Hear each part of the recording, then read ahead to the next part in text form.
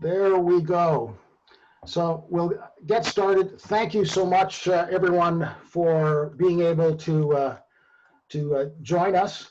This is the first of a couple of sessions for the Lieutenant Governor workshop, Lieutenant Governor training that in terms of agenda, we're going to start with sort of introductions and welcome. And part of the content today is really to give you an overview of the components. You know, this is the first component. What are the other components or timing and expectations of the other elements of the Lieutenant Governor training? And this is sort of the first of the bunch, is really the district overview, you know, what we look like, what the trends have been. So we'll start, Doreen, with you, if you want to give some welcoming words. Doreen, you're mute. Can you hear me now? Got it. Can you guys hear me? Yep. Perfect. Okay, so I just wanted to give some really exciting news. I don't know if Roland had told anybody or not, but we now have district status. It has been returned to us. So I am very excited about that. I'm thrilled beyond wow. So just to share that with you, so we do have that. Thanks, George. Appreciate that. So I just wanted to say, Lieutenant Governor, I know when I was Lieutenant Governor, I thoroughly enjoyed it. I loved the position, and it was so much fun. And it's the energy that you give this position will go a long way towards maintaining the health and vitality of your clubs in your division. So, and by extension to Kiwanis International. And I also wanted to share a little blurb that I got from Helen Keller. Alone we can do so little. Together we can do so much. And that is so true. So, you know, togetherness is vital. And this position is a lot of fun. It's a lot of work. But a Lieutenant Governor, you kind of give you're the liaison between everyone. And it is a really important position. At times you probably feel like it's a thankless position, but you are appreciated, and it's vital, and it's so important to give that connection between Kiwanis International and that connection to the district as well. It's so important. And I hope that you enjoy it. And thank you for the ones that are coming on board, and the ones that are staying on. Really appreciate it. And back to you, Roland. Thank you so much, Doreen. That I know for some of us, this is the first time we've actually seen each other. So I'd like to do a bit of a round table, and we'll start with Doreen, sort of just a quick bio of who you are, what role, and what club are you with, and maybe just a quick Kiwanis story. So Doreen, first to you as our current governor. Okay, I'm with the Kiwanis Club of Calgary, and also with Cochrane. We opened that one a couple of years ago, so that was very exciting. And my position also is I work at Camp Kiwanis, and it's a wonderful, wonderful job, and I'm so thankful that I do have that. Thank you, Doreen. Let's go to Terry Ross, our past governor. Okay, I'm a member of the Kiwanis Club of Saskatoon, past president, currently look after the PR committee and the fundraising committee, and chair of the Saskatoon Kiwanis Foundation. I've been a Kiwanian for about 25 years, and before I went into the district role as governor-elect and governor, I was formula chair for about 2.5 years, and which was the way we did the formula and membership then is going to be significantly different than the way you're going to see it in the future. So I think that that's important to consider, that we need to revamp the process and build it from there, because it's because of we've got our district status back now. We need to show them that we can do it. So Thank you, Terry. Dennis.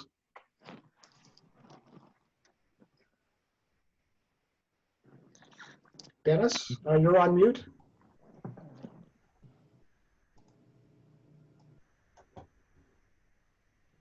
There we go.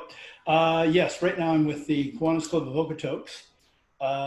And I am, as Roland introduced, the district secretary. Just took over this role from Peter Harrop last October. Very exciting role. I say I'm with the Okotoks Club right now because I have been fortunate enough, a little bit about my Kiwanis story, fortunate enough to be a member of 5 Kiwanis clubs, 4 of them actually in Division 7. Olds, Red Deer, Northmount, and now in Okotoks. And I was also a member of the St. Catharines Club. So great view of different clubs and how they do things. So welcome everybody. Thank you for allowing me to be here. So. And Barry, are you you're still online, I take it? Yeah, I'm your Western Canada treasurer. I've been a member of the Medicine Hat Kiwanis Club for over 30 years, and I think most of us can look at those numbers and say, yeah, they went quickly, right? I've been treasurer for the last 2 years and going into my third year, yeah, I guess, getting things organized, and I simply keep track of all the money and make sure it goes to the right places and ensure that everyone does everything appropriately. And I'll be telling you more about that later on, but it's a very straightforward process once we get it all organized. I stand on wonderful shoulders. The incoming Governor Roland was the previous treasurer, so he set things up and I just kept things going. So. Thank you, Barry. Let's go to Medicine Hat and Alvin. Yes, I'm the current president of the Golden Cake Club in Medicine Hat, but I've been a Kiwanian for more than 30 years, like Barry. I joined actually in Regina prior to moving to Whitehorse, and I was a member in Whitehorse for 25 years. So it's been a long haul, but we've had, I also served as a lieutenant governor for the Alaska Yukon North Division in 2004-5. So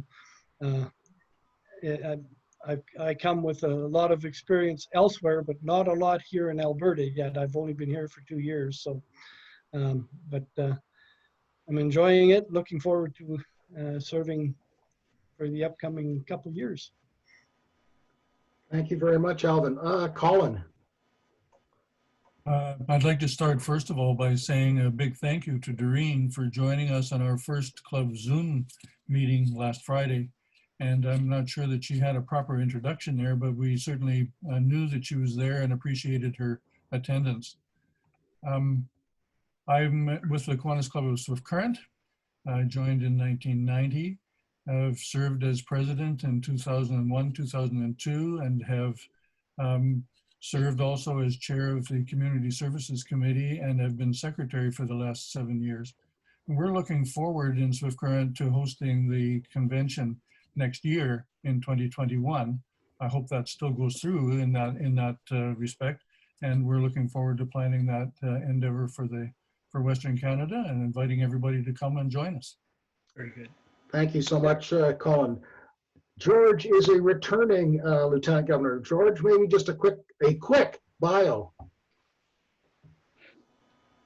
Hi, I'm a member of the Downtown Kiwanis Club of Calgary for 31 years. I've been in a variety of capacities, president, past president, currently co-chair of the Apple Festival, have been involved with Camp Kiwanis for that whole time period and started working at Camp Kiwanis when I was a high school kid. So a lot of long-term association with Kiwanis in general and Camp Kiwanis.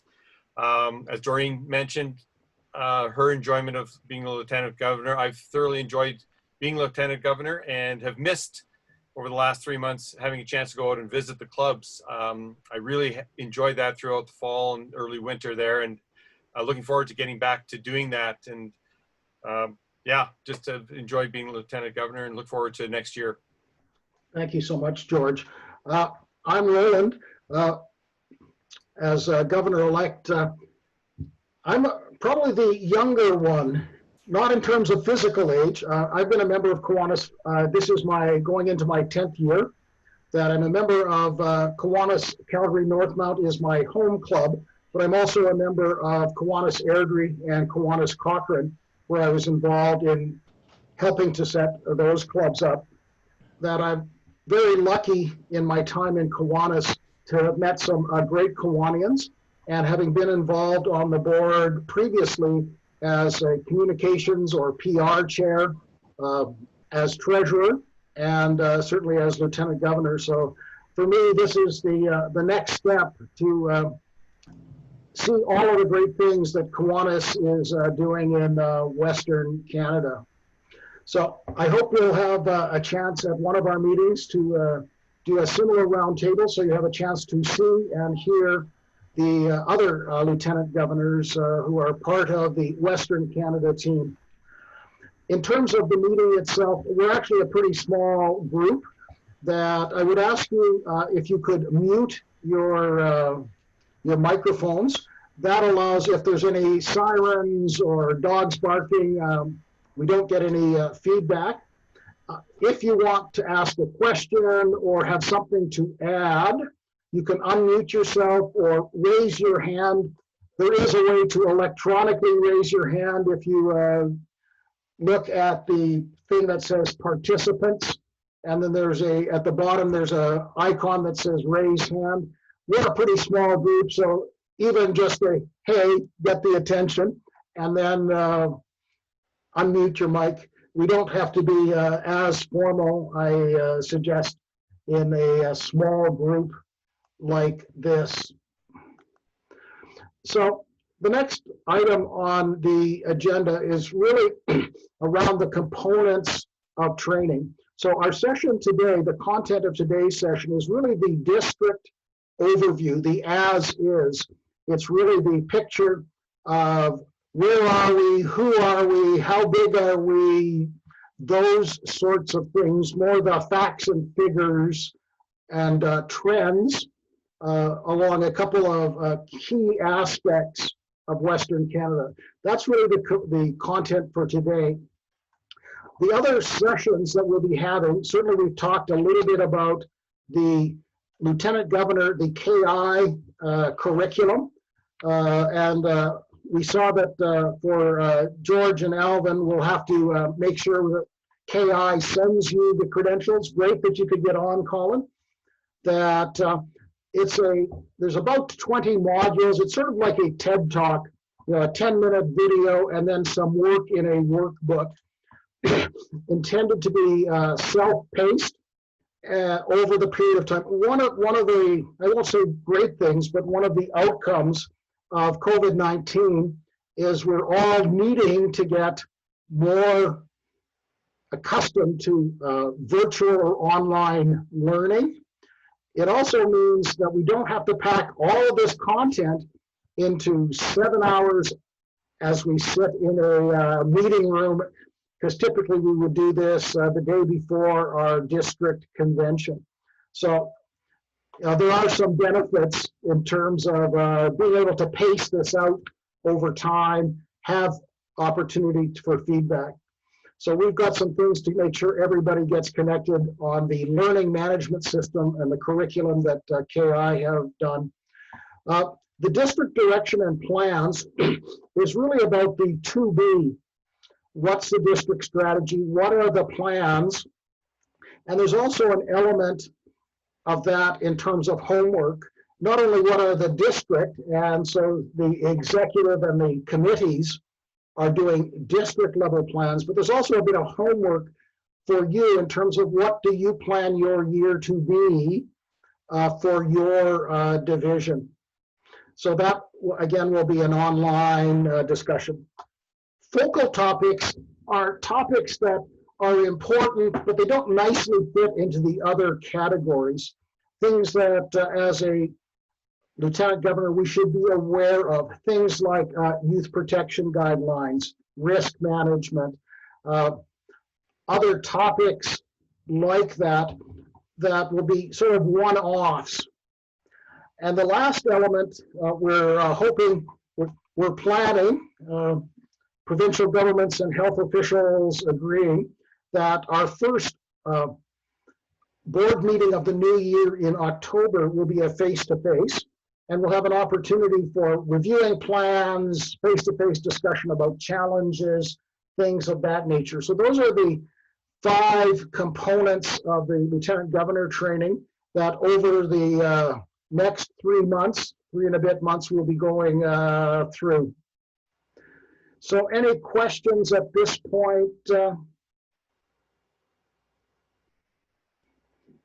Hearing none, that I think you were sent a PDF before that has a little bit more detail about the topics in the training components that you can look at, the topics that are in the KI and some of the topics that are included inside each of these 5 bullets. So we'll move to the first piece, and maybe Dennis, you could start this. This is an overview of Western Canada, the organization, the geography, clubs, club sizes.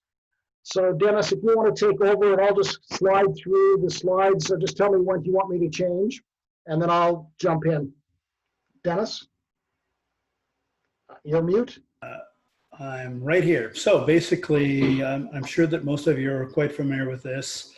Just to give you a very high level idea, latest that I looked on the KI website, we have about 550,000 members throughout the world, and that includes all of our SLPs. So CKI, Key Club, all of the SLPs combined. There's approximately 200,000 members that we have in the Kiwanis world. As you can see on this first slide, you've got your club. In our division, well, in our district, we have 7 divisions.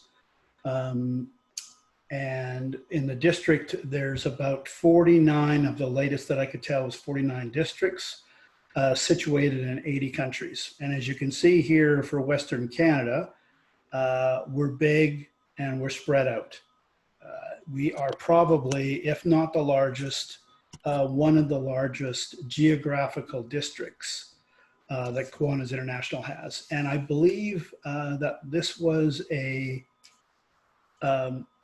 part a deciding factor once Kiwanis International was provided this information at the latest KI board that Greg Beard and Sam Seacon presented to Kiwanis, that I don't truly believe that they really saw the size of the geographical how Western Canada is situated in comparison to the rest of Canada and also to the United States. So I think it was a really deciding factor in us getting our district status back. That in terms of the club locations within Western Canada, yeah, there's the upper portion of the Northwest Territories that isn't shown, but you can sort of see the circles with on the far right, Thunder Bay area, Division 1, basically Manitoba, Division 2, Right. that Division 4, Regina, Swift Current, Southern Saskatchewan, Northern Saskatchewan, Saskatoon, Lloydminster, Battlefords, Division 5, Edmonton, and then a little pimple called Dawson Creek, part of BC, which is actually in our district, Division 6. The clubs around the Calgary Red Deer, now as far south as Okotoks, as Division 7. And Alvin, sort of that southern Alberta, Brooks, Lethbridge, Medicine Hat triangle, and the clubs that are located there. So those are, think of the Northwest Ontario, Manitoba, Southern Saskatchewan, Northern Saskatchewan, Northern Alberta, Central Alberta, and Southern Alberta as the divisional boundaries.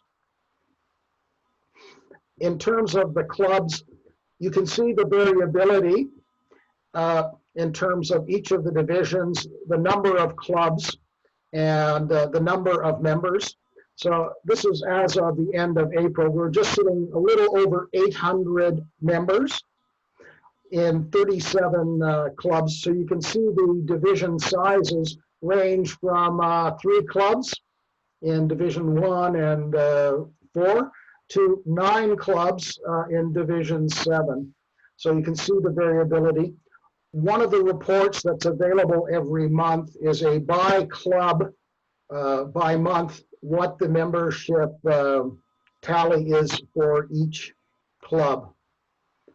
That really brings us to the next, looking back, and I'll ask Terry to talk to this. This is the membership overview and sort of the trends around membership. So Terry, if you want to come on and just tell me when you want me to push the slides. You're muted, Terry. Done. Okay. Basically, the district has been declining in membership for several years, probably 10 or 12 years. We've declined. We've not replaced the membership losses since 2014.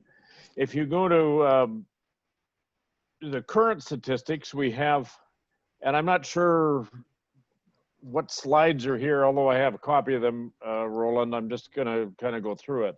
We have 88 new members in the Western Canada District this year. That's better than 10% of our membership, but we're only right now at 14 members over the total from the year end last year. So that's a little scary because we typically lose 6 or 7% at the end of the year. So we want to make sure that we get enough membership and enough membership growth so that we don't decline our membership anymore.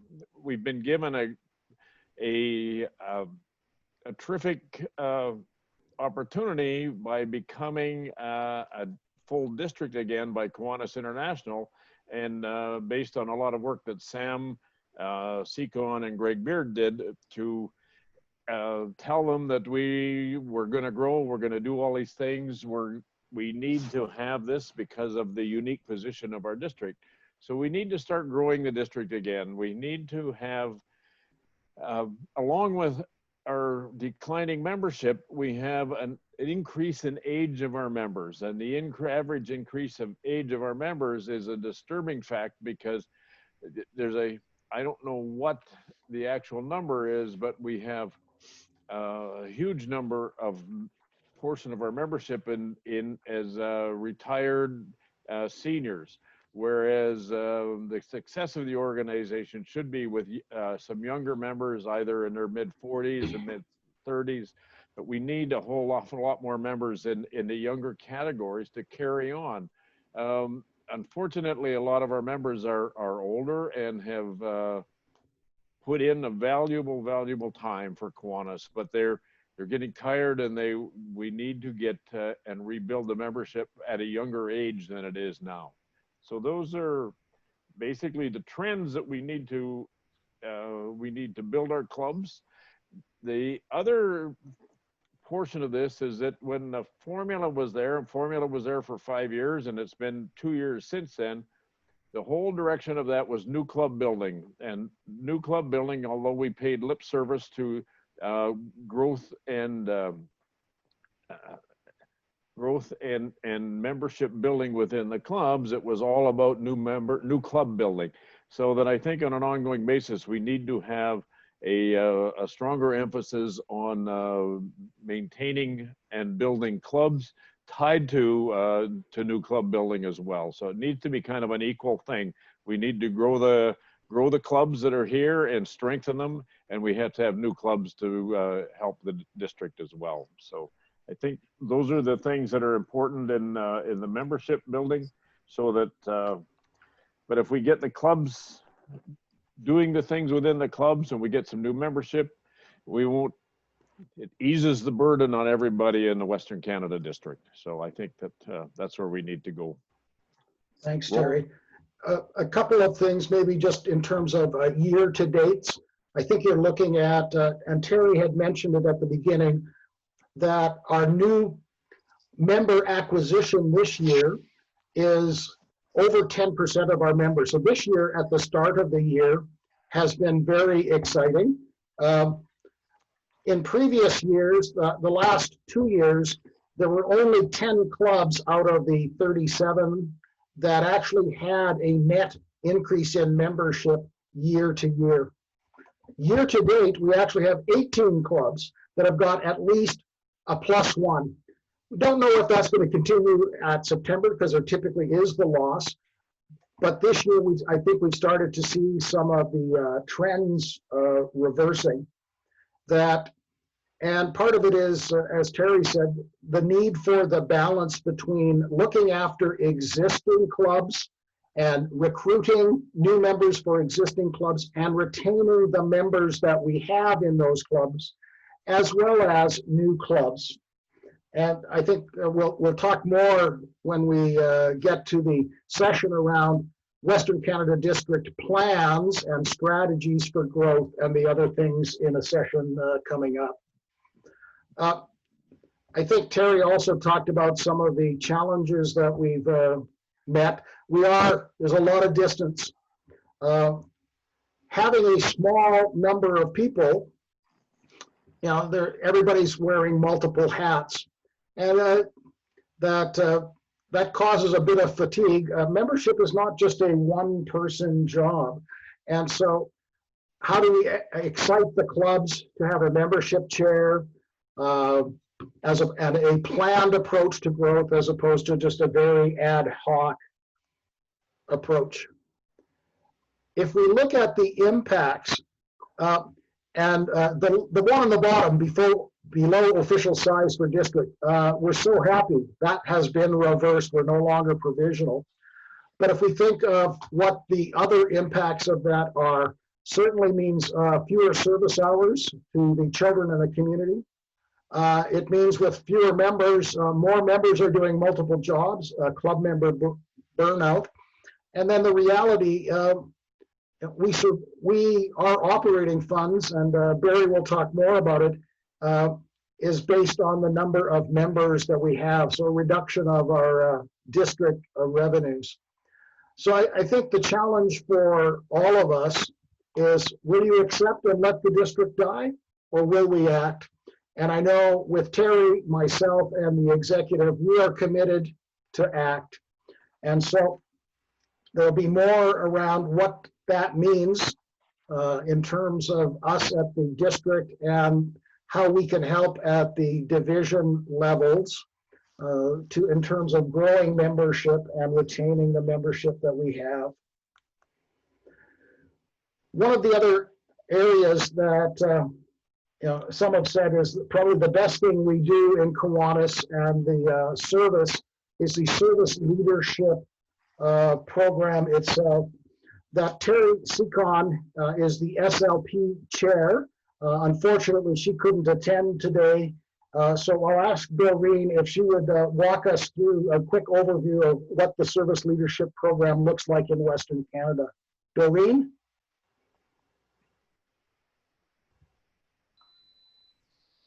Hi, so SLPs is very dear to my heart, as I work at Camp Kiwanis, so I'm around kids all the time.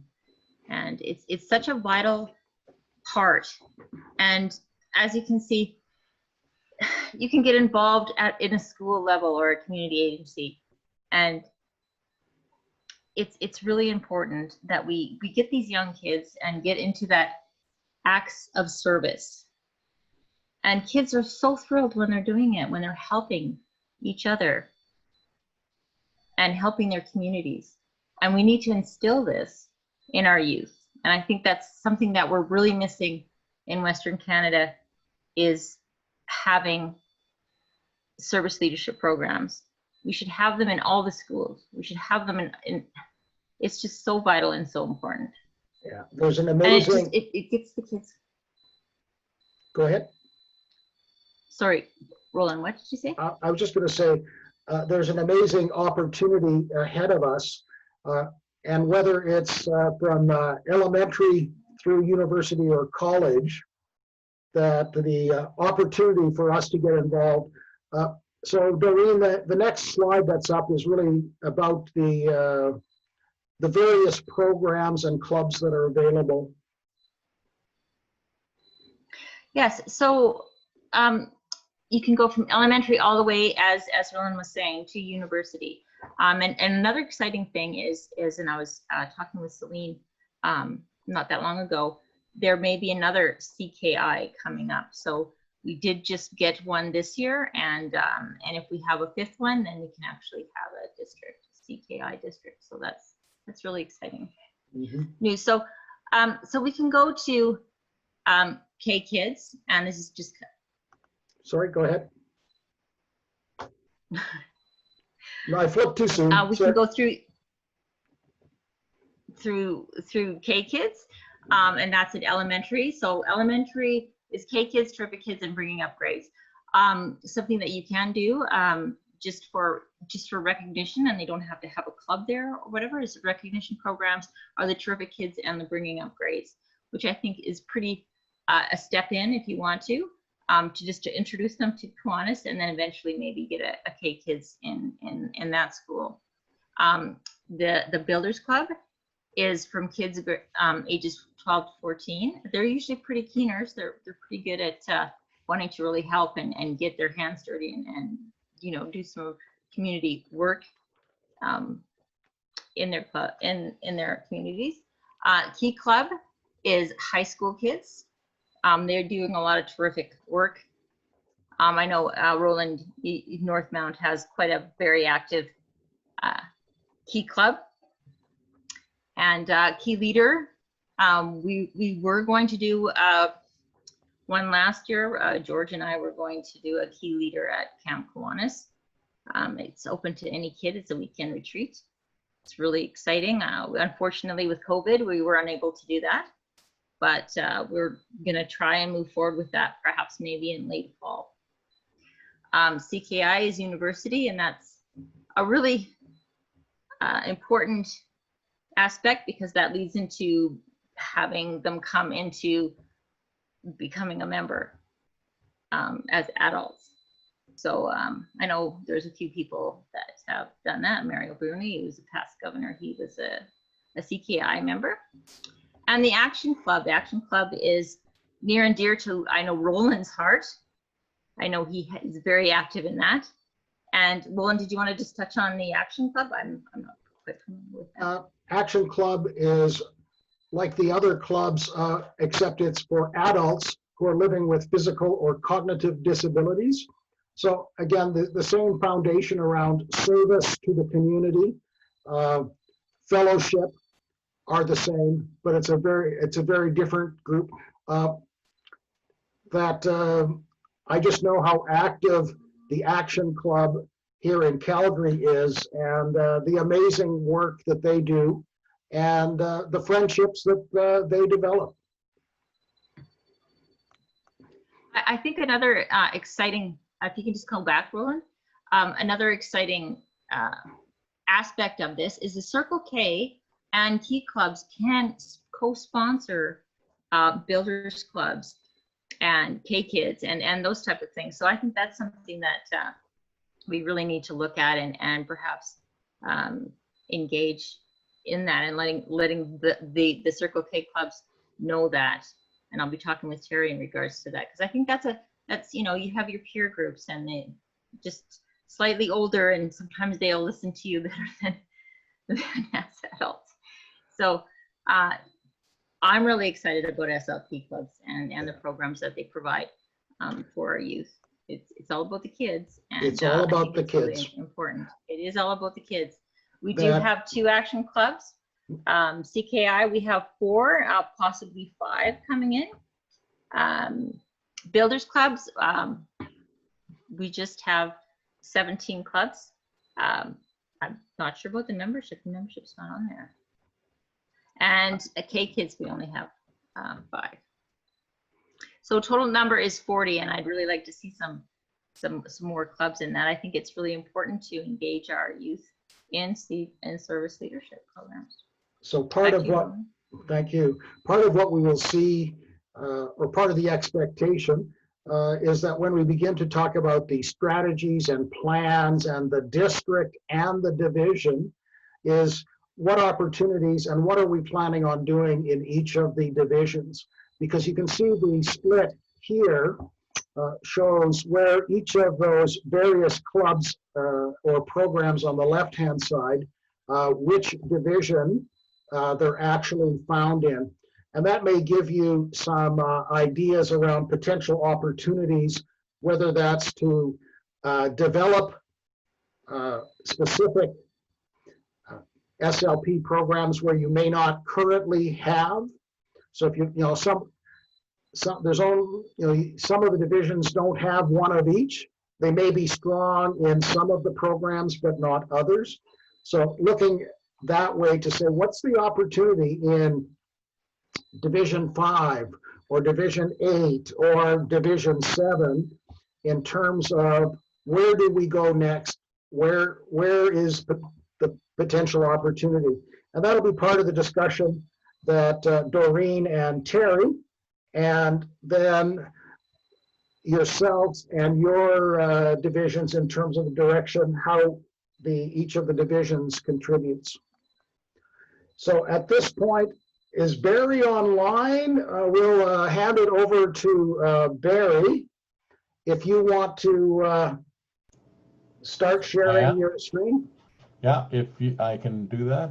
I've stopped sharing my screen. You should be able to start sharing yours. Share my screen.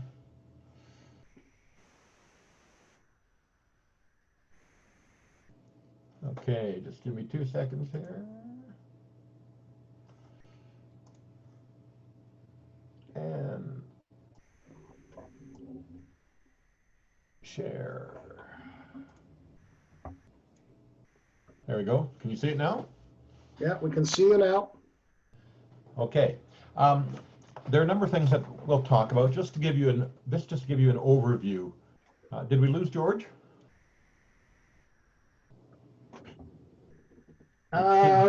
His mic is muted, but continue.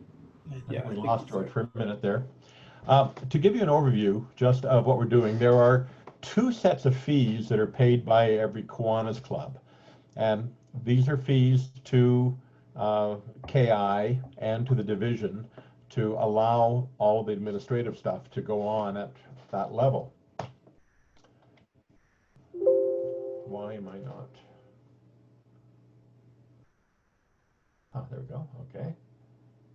The first is they're Kiwanis International fees, and these are paid directly to KI, and we don't see any part of that.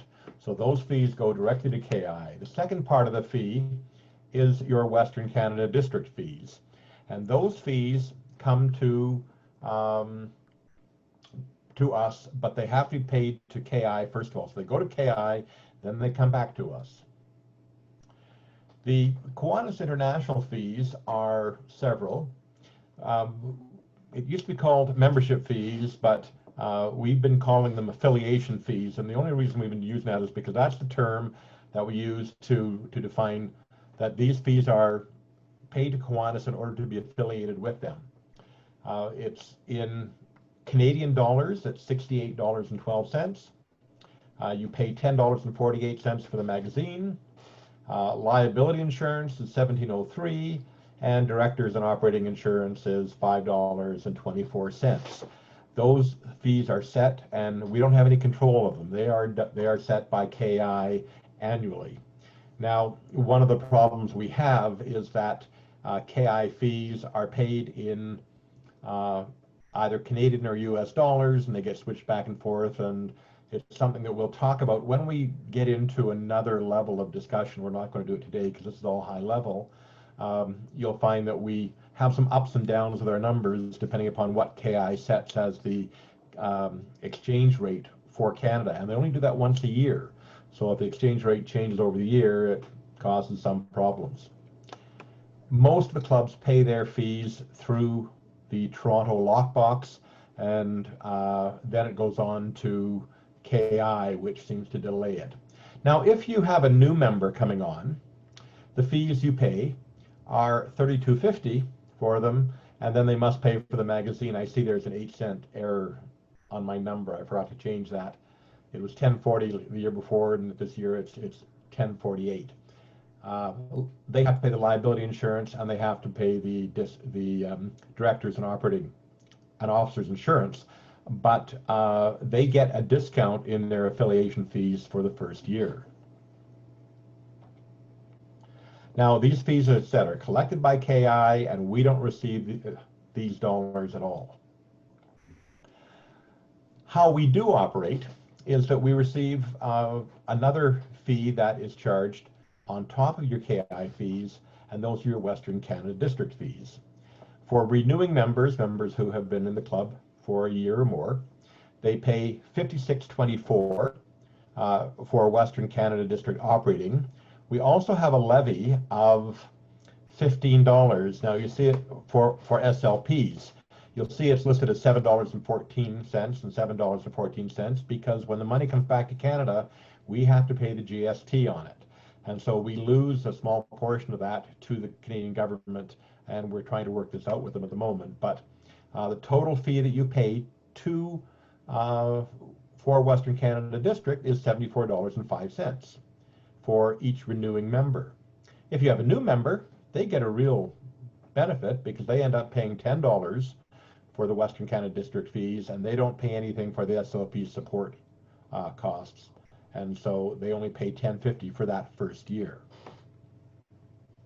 Now, that money, of course, those fees are collected by Kiwanis International, and we receive these through KI as the clubs pay for them.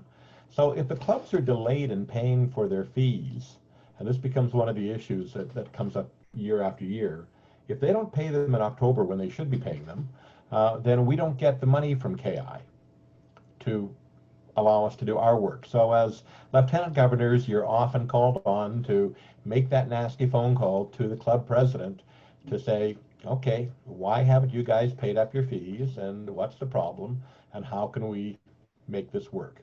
And from time to time, I'll be in touch with you directly, and we'll sort this out. But the sooner your clubs pay the fees, the better it is for us to be able to carry on our Western Canada District work. Now, where do our revenue sources come from? I said they come from the fees you pay to KI, but they also come from convention revenue. And if we have a convention in a year, we don't have one at the moment for this current year, but if we do, we set a fee, and we asked for donations and such, and the convention can be very profitable for us if we do it properly. We also are open to various grants and donations, which may come from KI or from other sources, and that helps us. That's usually put into revenue that we look at special projects for. And we also have a small amount of interest income, but those of you who are investing in anything today know that at 0.25%, it really isn't much on our money in the bank. Expenditures, well, the major expenditure, or one of the major expenditures, is our governance. We have several things that we have to pay for. We have to pay for the board meetings, and in past years, it's been travel and accommodation for the board members to attend, and the meeting expenses to run the meetings, renting the room that we use, all of the materials and supplies we use. We also pay for certain board members to attend the district convention. So you as a director, as a board member, as a lieutenant governor, you would then be able to attend the district convention, and we do pay set fees for that because you're required to be there for the annual general meeting, and therefore that's paid for out of our governance accounts. And we also have a process called board development and transition. Now this year it's not a big issue because we're doing a lot of our work online. In past, we've had to bring people in and pay for their travel and pay for their hotel rooms and such, but it looks like we may be able to reduce some of this in the future. The other part of governance is that our governor does a lot of traveling. And so that's there's travel, there's the accommodation, and any related expenses which the governor may have. But the governors are very, very cautious in their spending, and it depends on how far things go. Terry actually traveled to a lot of the districts, and one of the reasons he did that was because we were trying to bolster and grow the districts or the various clubs over the years, and it was so very important. Unfortunately, with COVID, Doreen hasn't been able to travel as much this year, but we're hoping that Roland will step in and we'll get around to as many clubs as possible next year, because that one-to-one contact is very important. It connects the clubs with the district, thereby connecting it with Kiwanis International, and connects it to the overall Kiwanis endeavors that we do. George, you're smiling. I was wondering if maybe you had a thought there, but we'll leave it for questions at the end. Okay. We also have to run the district office, and those are the costs that Dennis and I incur in order to run everything. It's everything from paper and supplies to doing banking to handling the various aspects of making the organization run. There's printing, reproduction, there's phone and internet costs. This Zoom meeting is one of those costs. We have to have a financial review, of course, because we're a charity. We have to have directors and officers insurance, because you have to be insured properly in case anything happens. That directors and officers insurance is very important. There are some honoraria for certain people who are working above and beyond the process, and that includes both the treasurer and secretary. And there are the secretary's KI expenses, because in some cases the secretary does have to go down to whether Indianapolis or wherever the conferences are and take part there to provide that connection. Another part of our expenditures is money that we transfer directly to the SLP programs, and I'll just give you an idea of some of the things that we cover. We have Key Club and CKI conferences that are on a broader scale, and we're hoping to see an increase in that type of activity this year, if at all possible. There is some travel and accommodation. The University of Alberta, for example, is a very, very busy CKI club, and they do a conference every year and bring some speakers in. We'll see how that changes over the next year with the COVID restrictions, but we'll see where that goes. There's advertising and communication and supplies and administration costs, because we do have staff members attached to who do attend CKI and Key Club events and such. Terry Seacon and Bill Grady last year, and there will be some changes next year, but in order for them to attend and be part of those and take part with the individuals. Last year we were very successful in having a new club down at the University of Lethbridge, and Terry and Bill and a number of people were down for the charter session and such, and the club members really appreciated that because it gave them that connection to KI. If I could interrupt just for a quick second, Barry. One of the expenditure demands that you didn't mention that we need to plan is for membership and growth. There are costs in terms of establishing new clubs. I haven't gotten to that yet. Oh, okay. Sorry, I missed it in the slides that you had sent. Yeah, no, go ahead. No, go. Yeah. Go ahead. How are assets protected? We have two major sets of reserves. We have unrestricted and we have restricted reserves. Under the unrestricted reserves, and the unrestricted reserves are approved at the beginning of the budget year. They're money that's available to carry on the current year's business. And then there are the SLP accounts, those monies that are available to the SLP administration team to carry on the current year's business, again, with board approval. And finally, there are unrestricted funds, surplus funds from previous years that are placed into investment. Now, in the past year, we used some of these funds to support our membership growth initiatives. There we are, Roland. And it's from these unrestricted funds. We haven't in the past put money in the last 2 years. We haven't taken money from the operating funds and put them towards growth development because we just don't have those funds available. But we do have significant unrestricted funds, and in the last 2 years we've looked at our unrestricted funds and said, let's put this amount towards it. In this last year, we put $13,000 towards that project, and we will decide in this next year whether or not we do that. But that is a special thing. That's not seen as the ongoing operating funds. Those are special projects we take on year by year. A couple of years ago, KI gave a grant to help with that process, so we didn't need to kick into our unrestricted funds. But that's one of those major expenditures that we have to do on an annual basis, but we decide year by year as we move forward. If the clubs were in good shape, we wouldn't be putting much money into membership development, but that is a priority right now. Other priorities would also come from that unrestricted fund. Is that okay, Roland? Yeah, that's fine. That covers it? Okay. We also have restricted reserves, and the SLP money that we don't spend from the previous year is put into a restricted reserve, and it's only for SLP projects, and you'll see more of that as we get into the budget development in this next year. And finally, we have some money put aside called the Kiwanis International VP campaign. These are funds that were invested a number of years ago for use in the event that a Western Canada District member runs for a senior KI vice presidential position. We had a member who did run a couple of years ago, and this was the surplus left over from that campaign, and it just stays there until such time as we move forward. From a high-level financial perspective, the annual district break-even operating revenues are about $48,000 to $50,000. That's what it costs us to run the Western Canada District.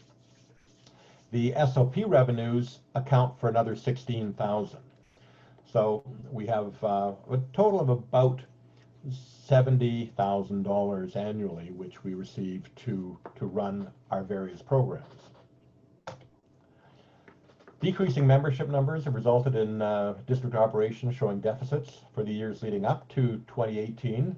Just to give you some background, in 2017-2018, we had a $9,000, almost a $10,000 deficit, which we funded from our restricted funds. In 2019, we expected a break-even year by very careful work, but we were able to achieve a $7,000 profit due to a very successful fundraising during the convention. So the convention was really successful. Peter Harrop did a great job of getting donations to support and grants from various suppliers to help us run the convention, and we ended up with a $7,000 profit. So that was a very successful year. So we're quite happy. Nevertheless, we were still in a break-even situation. So we introduced a $10 per person increase in the fees last year in 2019-2020, and that put us back into a balanced budget position with the intent that we shouldn't have to make any additional demands on the clubs for some time, we hope. Nevertheless, 2019, even though it was supposed to be a break-even year, will show an anomaly surplus due to the decreased expenditures in the COVID environment. And that's just the situation. If we had spent at the same rate with all the programs we had intended to do, we would have ended up with a break-even year this year, but we will be able to show a surplus this year, but it will only be a one-year anomaly, as I said. And finally, as I said, this is all high level. So just to give you an idea, this is a very important sheet, and I just wanted to show it to you. I'll be sending a copy to each and every one of you as we move through. Dennis will have it in your binder, but I can't pay any receipts without this. This is your expense report, and you can fill it out either in pen or you can fill it out online and send it to me, but I need to have all the receipts. So just a reminder in the future that if you have any expenditures that are related to Kiwanis, I need copies of those, and I need the expense report. And that's just the commercial part. So that's it. Thank you, Barry. If you can stop sharing and give me control again. we're going to move over to the board overview. So let me share screen. Roland, Yes. just a couple things that Barry could maybe touch on, just in case some of the LGs aren't aware of it. I think they probably all are, that between now and the end of September, there is no fees being charged for new members, both from Kiwanis International as well as the district. So if any of your clubs bring on a new member, great, because there's no cost for that new member to the club up until the end of September. And the other is that some of the KI fees for members can be charged off to the service club. I think that's the officers and directors liabilities in the magazine. Is that correct, Barry? I'm sorry, I'm not sure. Can be charged against the administration? Yeah. Yes, there's a certain amount of fees that KI charges. I believe it's for the magazine, and I believe it's the officers, directors liability insurance. The liability insurance, the director and officers and the liability insurance, clubs can pay that out of their service account. Right. Yeah. So that can add up to $200, $300, $400, $500, $600, depending on the club size. So you want to make sure that your clubs are aware of that. Yeah. The magazine, however, just to be clear, the magazine fees must come from the administration accounts, because the club members receive a benefit. It has to come from the membership. They have to pay for it. Okay, so Thank you. before we move on, any questions for Barry on the financial overview? I see no hands. There. Yes, I see no hands being raised. That having been the treasurer for a year was very enlightening for me, and Barry continues to improve the financial information that we as the board have available to us in terms of managing our responsibilities. So Dennis, maybe you want to start with the board composition? Hang on, come on. Okay. Give me a screen there that I can talk to. There you go. How's that one? Can you see it? Okay. Yes, I can. Thank you very much. So currently, as you can see on this, not to be too repetitive, board consists of governor, governor-elect, and trusting that all will go well when we do our virtual decon, our AGM this summer, that we plan to add a vice governor role to the board. Also immediate past governors, secretary, treasurer, and lieutenant governors for each of our divisions. That's basically essentially our board. On top of that, we have a number of district key positions or committee chairs that are approved by the governor each year and confirmed by the district board. And some of you, I know on the call, are already serving on some of those various chairs.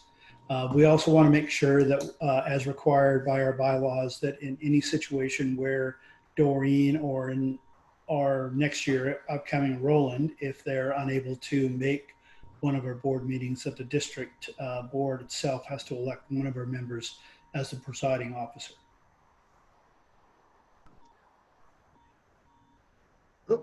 I think I went too far. It's So okay.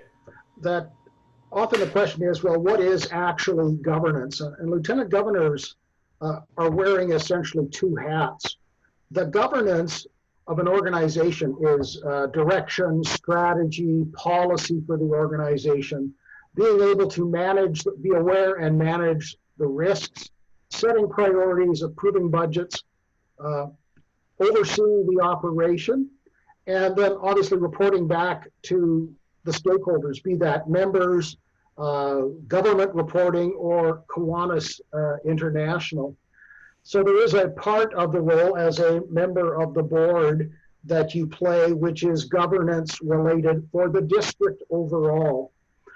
But there also is a role in terms of you as the leader of the division in which you're responsible for. And Dennis, maybe you want to walk through some of the divisional duties of the Lieutenant Governor.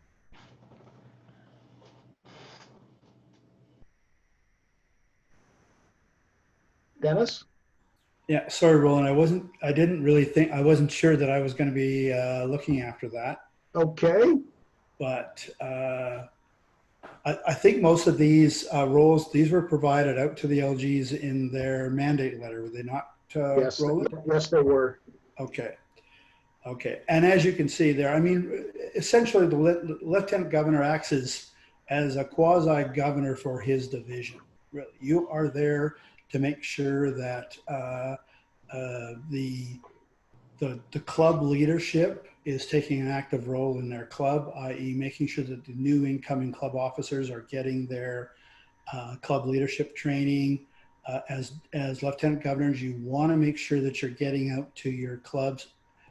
I believe the requirement is at least once, but depending on the size of your division, you certainly are able to, like in Georgia's case in Division 7 and some of the other divisions, they're really close proximity to be able to get out to some of the clubs on a little bit more active basis than just once.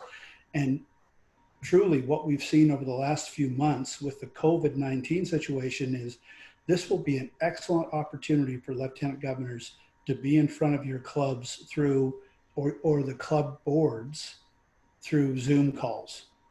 There's no reason why lieutenant governors can't be in touch with their clubs, even though they might not be able to make that 200 or 300 kilometer drive. They can certainly do it through Zoom. So I'm really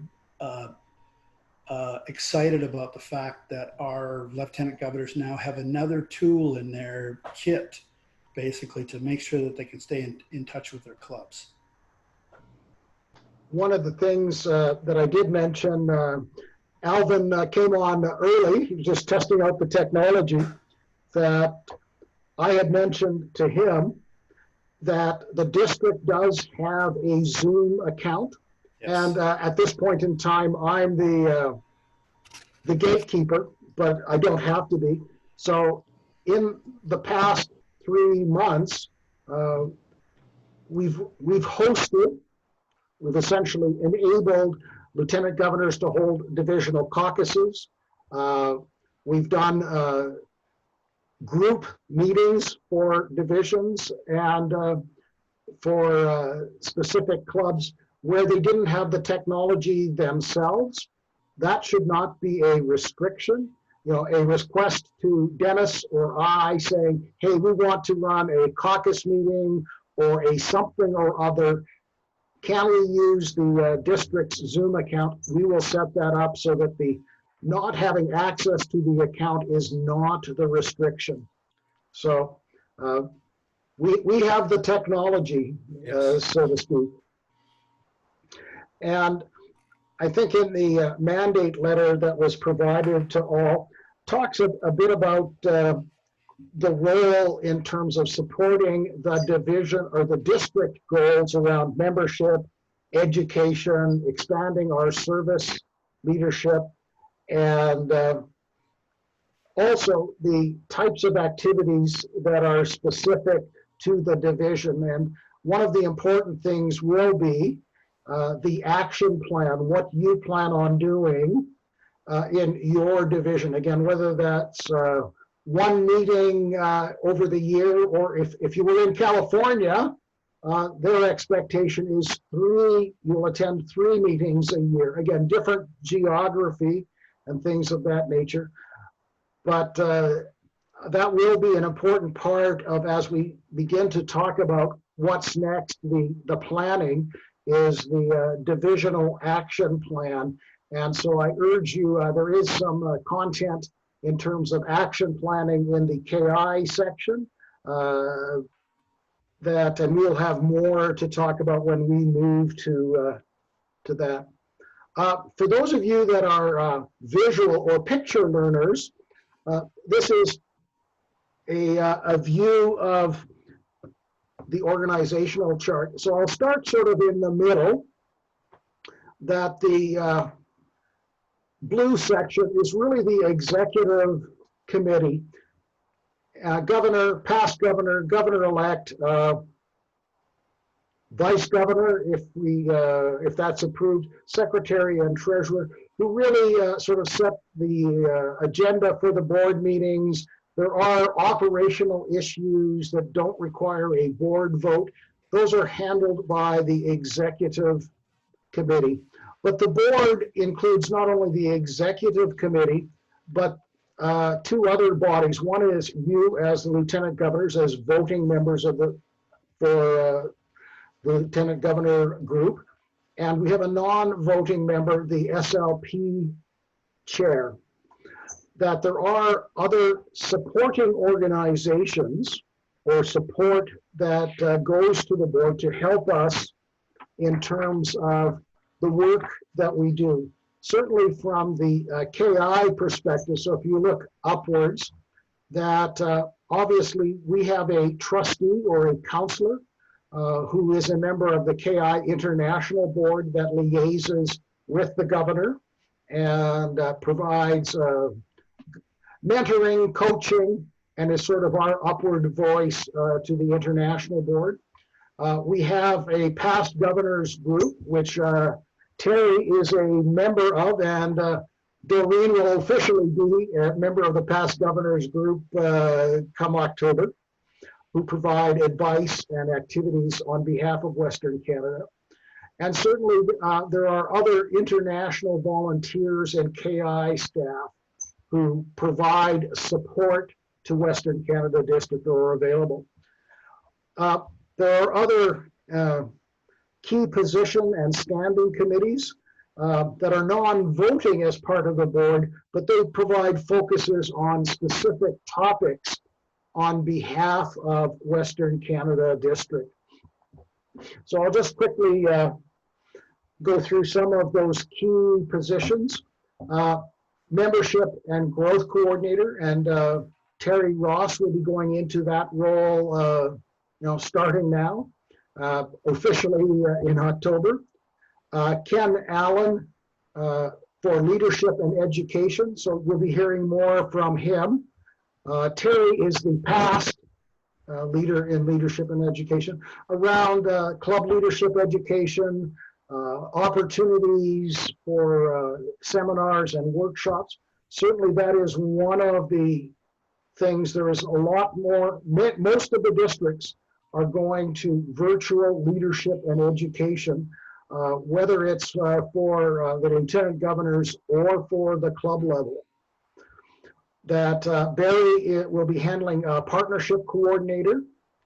We do have 3 vacancies at this point that we will be looking to fill. The risk manager, which is an advisor around the insurance and liability insurance that is part of the KI coverage. Youth protection manager, again, focuses on that specific topic. And then public relations coordinator, communications. And a portion of that is currently handled by Dennis and myself. Communications is an area where there's lots of opportunities to get volunteers involved.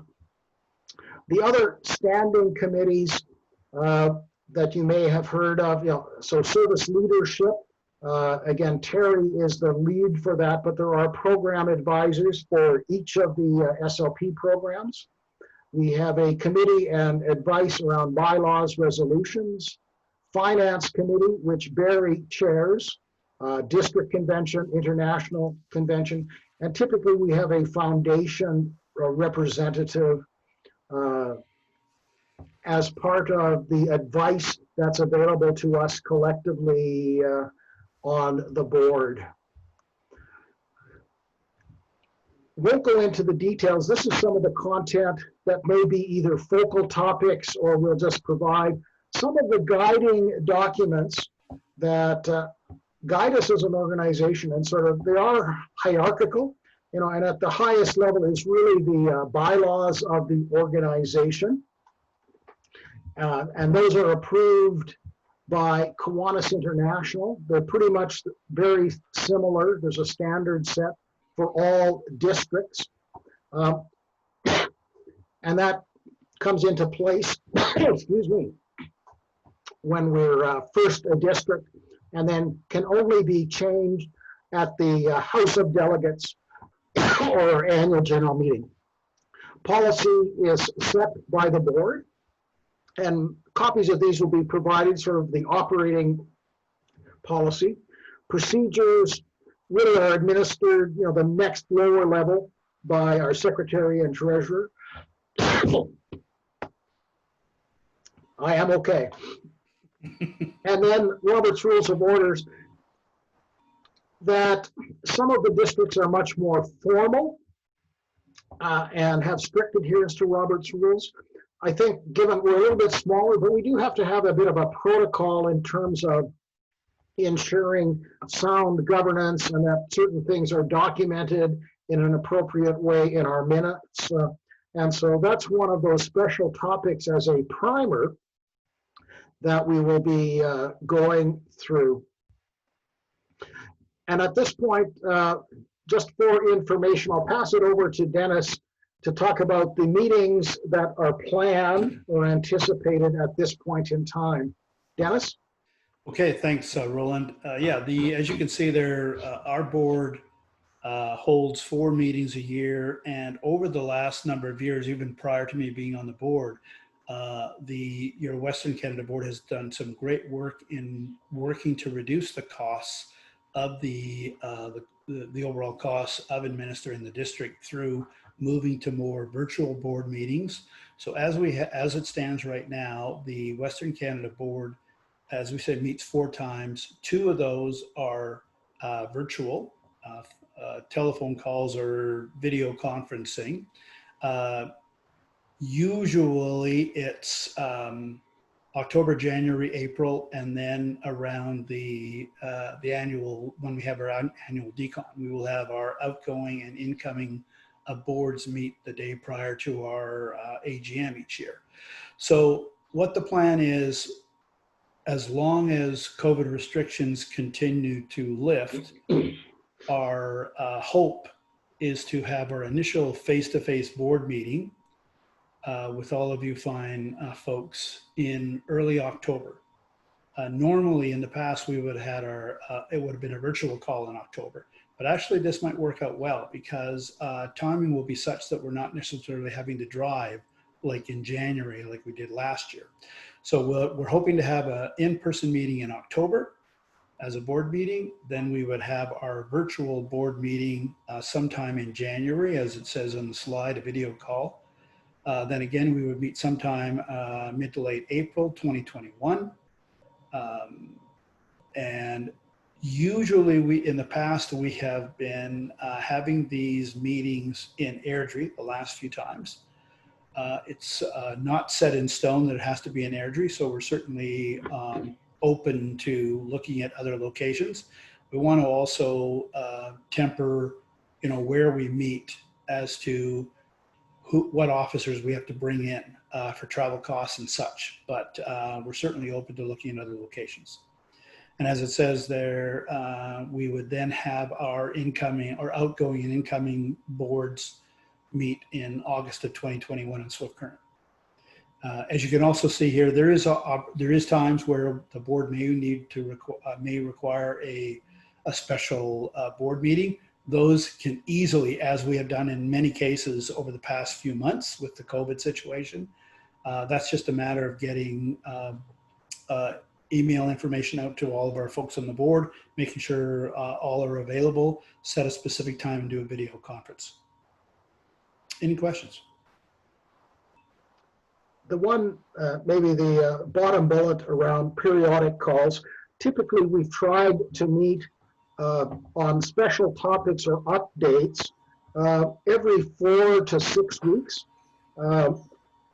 That not for board business where there's a vote, but updates, where are we at, are there special issues we need to talk about, or to get updates on special projects that are in the works, like planning for a new club or a existing club recruitment drive or things of that nature that are district related, but aren't of a nature, they're more project work, if I could call it that, as well. So you can expect, in addition to the 4 board meetings, every 4 to 6 weeks, a call, and those would be virtual calls to talk about specific issues or what's going on, updates and things of that nature. I think, Roland, you usually, is that where you might be talking about, like, I know you try to do lieutenant governor calls for membership related and things like that, correct? That's correct. That's what we've done in the past. Right. So that sort of brings the formal program to a close. We're a little bit early, but I did want to talk a little bit about the next sessions and get some feedback. So certainly, I think we heard that in terms of the KI learning modules, that we have some follow-up that we need to do to get everyone access so that you can actually start the self-paced learning. That, Colin, maybe you could unmute and tell us a little bit what your experience has been so far with the modules that you've taken. Well, what I've done is just give it an overview. I haven't really completed any of the workbook stuff that they had there, but the material that's provided in the video presentations that are there is really very good. I think they've done a great job of that. You know, I think that it doesn't apply, all of it doesn't apply to everybody. So there's some opportunity to kind of pick and choose some of the work that needs to be, that you feel needs to be done in your division or even in the district. But it's pretty straightforward. And, you know, I think the workbook is helpful. Thank you very much for the feedback. That one of the things, so we've got work to do to make sure that everyone has access. Our thoughts are that at some point, probably into July at some point, we'll have a bit of a roundup or checkup to see where people are in terms of the KI learning modules. So what the intent of that is, basically the opportunity to say, yes, I've gone through it, I'm partially there, question and answers about the KI material itself. So again, it's self-paced, that so whether you set aside an hour and a half every week over the next 5 or 6 weeks, or whether you take a rainy weekend and go from A to Z, really depends on you and your time available and how your learning style. The other next session in terms of the components is really the district strategy plans and the divisional action plans. So this requires some pre-work that we need to put together in terms of not only the district strategy and plans, but also the various committees. So I know Terry and I will be working together in terms of the membership plan and activities for the district. That Ken Allen, who has declared his candidacy for governor-elect, as well as we'll be working with Terry Ross. Terry is also the outgoing learning and education chair, along what their strategy is and what will be available for club leadership and learning and education next year.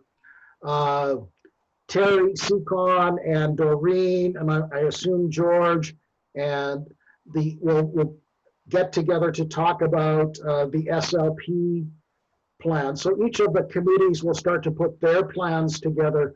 And the intent is, part of this is to help not only what the district is focusing on, but what part is done and how does the division contribute to that? What are the specifics? So certainly if you're going through the KI curriculum, looking at the planning and the divisional action plan would be helpful. So again, we will hold a meeting to have those discussions.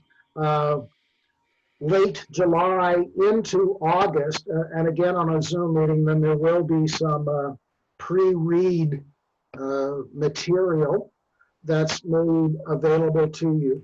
So those are the more immediate sessions, the more immediate actions. For you and us, it's really to get you enabled that you can go in and start looking and going through the KI learning modules.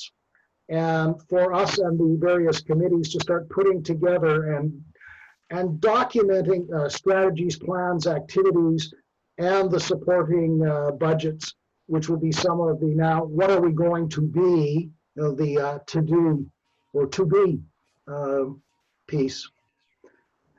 So at that point, I'm just going to ask any sort of questions in terms of next steps and things of that nature.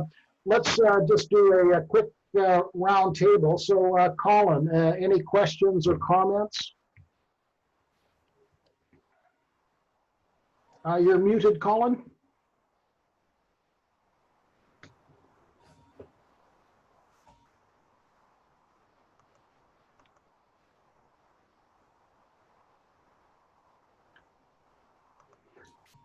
Okay, Colin, we can't hear you. I think I'm unmuted now. You're unmuted now. There you go. So any questions, comments? No. I guess I'm just wondering about the House of Delegates meeting are we doing that in August, or is that happening at all? Roland, I can talk to that if you want. Yeah, Dennis, why don't you talk to it? So right now, the district, Colin, is working through our agenda for our AGM. The plan is, yes, we are going to have a virtual AGM. Probably it needs to be at the minimum 30 days after we give all of our clubs notice. So we're basically, about the middle of June. We're still kind of a week or two away of finalizing some stuff. So I'm thinking our AGM is going to be probably somewhere around the end of July, the first part of August. And we will be advising all of our clubs minimum 30 days notice what the date and time of that virtual AGM is going to be. Also, probably over the course of the next 3 or 4 days, early next week, all the clubs are going to get an advice from my office requesting their 3 delegates that they want to have registered for this virtual call. All clubs are allowed to have 3 voting delegates. So in this case, it's going to be a little bit different. Clubs will elect their 3 delegates, and they need to send those names in to me along with an email address that those voting delegates will have. Essentially what we're going to do is we're going to set it up in such a way that we will have, if needed, Colin, and all the others on the call, if we need to have a vote on anything relative to resolutions, our vice governor role that we want to implement, changes in our bylaw, elections for a governor-elect and such. That email instantly, if we have all the voting delegates' emails, those can instantly be emailed out to all the delegates. They will get that email. They will take the next 2 or 3 or 5 minutes, make their elections, email it back. And this voting system that we're going to use will tabulate that very quickly, and we will know instantly what the results are. So that can be done all live right on the virtual call. But yes, to answer you very quickly, probably going to be the end of July, first part of August for our virtual AGM. Thanks, Dennis. You bet. Dennis, can I get a clarification there? You said that once the emails go out, that people will have to vote immediately. Did I hear that correctly? Yes. So what happens for people who don't look at their emails, for 3 or 4 hours? Well, they should be on the call. If it would be the same as if they were in the room. Oh, I see. Okay. Right. So they'll be live on. Right. So we necessarily can expect that not all clubs will potentially attend the virtual AGM as they would our normal convention, right? But all those on the call will be, there could be non-voting delegates on the call as well. We could have hundreds of members on the call. But the voting delegates will be only ones that get an email if there's voting required. Oh, I see. They would get that email, they would see it pop up right away while they're on the call, and they could take 5 or 10 minutes, email it back so we can have those results while we're doing the call. Okay. Okay. So let's move on to Alvin. Any questions, comments, anything you want to add? Yeah, I just was wondering if it's, if the training modules, if we just went into the Kiwanis International site, is it available just by going that route? I'll take that. No, that you actually register in their learning management system, and it tracks who's signed in, what modules are completed, and things like that. There is a lot of resources that are available to lieutenant governors just on the KI site, but the actual lieutenant governor program and the 20 learning modules, you actually have to sign in to that to gain access to that content. So there is other stuff available, but the learning modules requires a separate sign in to participate. Yeah, okay. Subsequent question, Roland. With those modules, are they going to leave that up there for an indefinite period of time? Because it strikes me that that's a useful resource to be able to go back to periodically, rather than trying to print all that stuff off. There's something like 48 pages of stuff. You've got it. One of the things that Kiwanis International have done is they've made an investment in a revised learning management system.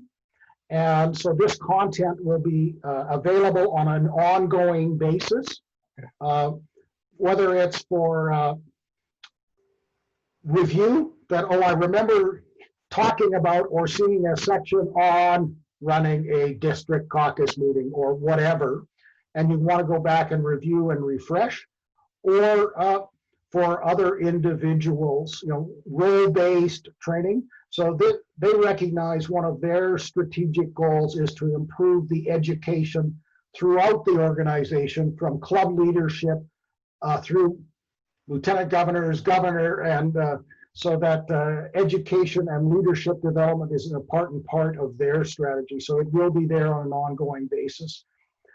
That's good to know. Just a sidebar to that is, I know last week they did hold the virtual club leadership sessions.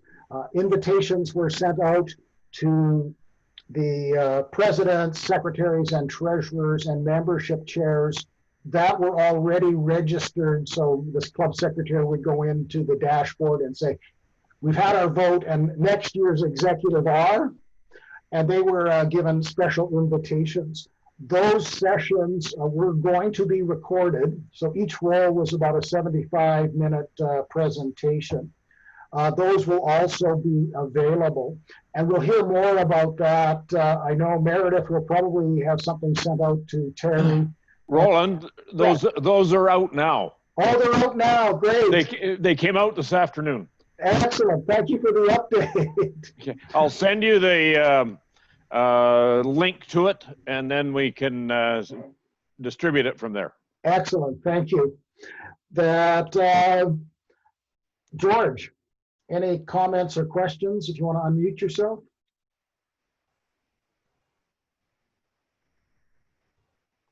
Yep. Yeah. Just wanted to make sure I clarified. You or Dennis are going to arrange to double check about me getting that email for these learning modules, right? Yes, that's our action item. Yes. Yeah. Okay. A quick comment. I did want to thank Doreen and everyone that was involved with the district issue. And I know that involved quite a number of you guys, but also Terry Seacon and it was Greg Beard from, those people. Thanks for all the work that you guys all put into getting us back into reinstatement and that. So that's greatly appreciated on our behalf. So thank you. Okay, so Barry, any last questions or comments? No. I just wanted to thank everyone for being patient. Last time I did the financial stuff, there was a lot more stuff involved when you're dealing with finance, you really have an urge to tell you everything. Yeah. And And the good news is that we'll have an opportunity as lieutenant governors to talk about budget and priorities and things like that. So in the 2B. Terry. No, I don't have anything to add. Thanks. And second last word to Governor Doreen. Thanks so much, Roland, and thank all of you for coming. I just want to say too that have fun with this. I know that I just really enjoyed, going to the clubs and just seeing what they're doing, and each club is so different than the other one, than the next, and I really enjoyed that part of it and that camaraderie that you get in the clubs, and just being part of that and seeing what they're doing, and definitely when you do go out to visit clubs, make sure that you have like a certificate, or before you go, talk to the president and see if you can give out some certificates for most outstanding club member or that type of thing, and give them that, because it's really important to appreciate the clubs and the club members. I think that's really, really important. And again, have fun with it, because I know I did. Thank you, so Doreen. I still remember one of Doreen's visits to Northmount, where she gave us some awesome songs. Yes. And that I would reiterate Doreen's words, have fun with the role. We're all want to make this a better place for kids and to build our communities. And the lieutenant governor role has much more leverage than we do at the district. So, it is the clubs that make things happen. You're that group, you're as lieutenant governors, you're the motivator, the coach, the counselor, sometimes the educator for the clubs in terms of the service work that they provide. Thank you all for attending the first session. I have made a recording, and so that your compatriots who haven't been able to come will hear from me, and that there'll be another session probably in July, and we'll sort of check up on the KI learning modules if there's any challenges or content you want to discuss. So one last question. Does this time work for everyone, sort of end of afternoon, 4 to 6? I know we're ending a little bit early, but does that work, or would early evening be better for folks? Any preferences? This is best for me. This is best for you, okay? Colin, you're trying to get in? Yeah, this works fine. This works fine? Yeah, we didn't want to go too late because Dino in Thunder Bay has got 2 hours. We didn't want to interfere with his bedtime if we went too far late into the evening. Thank you all. I'll turn off the recording and enjoy your supper and or your evening drinks.